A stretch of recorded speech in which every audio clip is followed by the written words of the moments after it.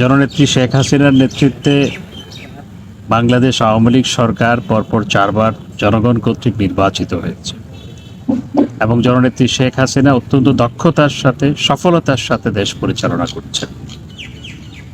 আসলে বিএনপি এখন হিতাহিত জ্ঞান হারিয়ে ফেলেছে এবং তারা গত নির্বাচন বর্জন করার পর তাদের হতাশা এমন পর্যায়ে পৌঁছেছে, এখন তারা অদৃশ্য শক্তির উপর বিশ্বাস করা শুরু করেছে। যে তারা এখন, আপনারা জানেন যে ক্ষণে ক্ষণে তারা বিদেশিদের দুয়ারে যায়। এখন কখন তারা যে তাবিজ দুয়ার উপর ভর করে সেটাই আমার প্রশ্ন। এই জন্য এই ধরনের কথাবার্তাগুলো বলছে। জননেত্রী শেখ হাসিনার নেতৃত্বে আওয়ামী লীগ সরকার অত্যন্ত দক্ষতার সাথে দেশ পরিচালনা করছে। মার্কিন যুক্তরাষ্ট্রের সাথে আমাদের সম্পর্ক অত্যন্ত চমৎকার এবং মার্কিন যুক্তরাষ্ট্রের প্রেসিডেন্ট জননেত্রী শেখ হাসিনা পরপর চতুর্থবার দেশের প্রধানমন্ত্রী নির্বাচিত হওয়ার পর তাকে চিঠি লিখেছেন এবং সম্পর্ককে নতুন উচ্চতায় নিয়ে যাওয়ার অভিপ্রায় ব্যক্ত করেছেন। রোনাল্ডো সম্পর্ককে ভিন্ন উচ্চতায় অর্থাৎ নতুন উচ্চতায় নিয়ে যাওয়ার লক্ষ্যেই আসছে।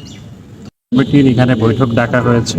আমাদের সংসদীয় কমিটির সদস্যরা সংসদীয় কমিটির চেয়ারম্যানের নেতৃত্বে ইতিমধ্যে রোহিঙ্গা ক্যাম্প ঘুরে এসছেন এবং তারা সেখানে সচক্ষে রোহিঙ্গাদের সমস্যা তারা কিভাবে আছে সেগুলো দেখেছে। আজকের বৈঠকে সেগুলো নিয়ে বিস্তারিত আলোচনা হবে।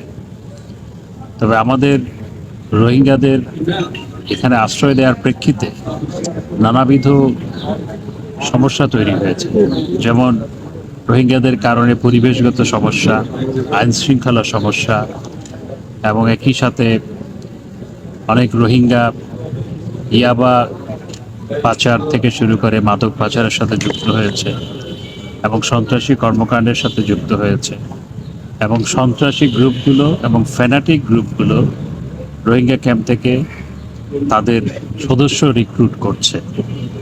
এই সমস্ত সমস্যার কারণে শুধু আমাদের দেশে সমস্যা তৈরি হচ্ছে তা নয়, আশেপাশের দেশেও এই রোহিঙ্গা সমস্যার কারণে, ডিসপ্লেসড পিপলের কারণে, সেই কারণে আশেপাশের দেশেও, কারণ সন্ত্রাসীদের নিজস্ব একটা নেটওয়ার্ক থাকে, সেই নেটওয়ার্ক দেশের বাইরেও বিস্তৃত, এই ধরনের নানাবিধ সমস্যা তৈরি হচ্ছে। রোহিঙ্গাদের রিপ্যাট্রিয়েশনের ব্যাপারে আমরা মায়ানমারের পররাষ্ট্রমন্ত্রীর সাথে আমার কথা হয়েছে এবং আন্তর্জাতিকভাবে বিভিন্ন দেশের পররাষ্ট্রমন্ত্রী এবং অন্যান্যদের সাথে আমরা নিয়মিতভাবে আলাপ আলোচনা করে যাচ্ছি, যাতে করে মায়ানমারের উপর কার্যকর চাপ প্রয়োগ করা হয়, যাতে করে মায়ানমার তাদের নাগরিকদের ফেরত নিয়ে যায় পূর্ণ নাগরিক অধিকার দিয়ে। কিন্তু আমরা সবসময় লক্ষ্য করছি যে মায়ানমার সবসময় তারা এগ্রি করে যে তাদেরকে ফেরত নিয়ে যাবে, কিন্তু কার্যত গত প্রায় 7 বছর সময়ের মধ্যে একজন রোহিঙ্গাকেও তারা ফেরত দেয়।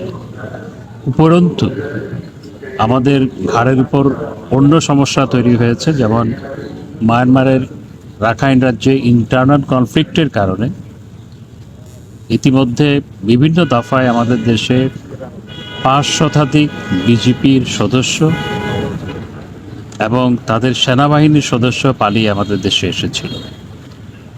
আমরা মায়ানমারের সাথে আলাপ আলোচনা করে তাদেরকে ফেরত পাঠিয়েছি, কিন্তু নতুনভাবে আরও 138 জন এখন বাংলাদেশে পালিয়ে এসছে।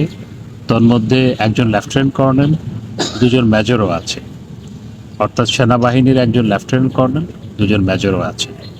তাদেরকেও আমরা একই প্রক্রিয়ায়, অতীতে যেই প্রক্রিয়া আমরা তাদের ওখান থেকে পালিয়ে আসা বিজিপি অর্থাৎ মায়ানমার বর্ডার গার্ডের সদস্য এবং সেনাবাহিনীর সদস্য সহ যারা পালিয়ে এসেছিল তাদেরকে যেভাবে আমরা ফেরত পাঠিয়েছি, একই প্রক্রিয়ায় আমরা এখন যারা পালিয়ে এসছে তাদেরকেও আমরা ফেরত পাঠাতে পারবো বলে আমরা আশা করছি এবং মায়ানমারের তাদেরকে ফেরত দিয়ে যাওয়ার ব্যাপারে আগ্রহ রয়েছে।